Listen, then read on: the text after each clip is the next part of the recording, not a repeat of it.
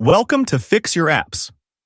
In this video, I'll show you how to check the last time a phone was used by Android using a simple method through the Play Store. Now let's get started. Step 1. Open the Play Store app on your Android device. This is the official app store where you download and manage all your applications. Step 2. Tap on your profile icon at the top right corner of the screen. This icon gives you access to your account and settings. Step 3. From the menu that appears, select Manage Apps and Devices. This section helps you control and review all apps installed on your device. Step 4. Tap on the Storage option under the Manage tab. This will show you app storage details, along with recent usage history. Step 5. Now you'll see the last use time displayed next to each app.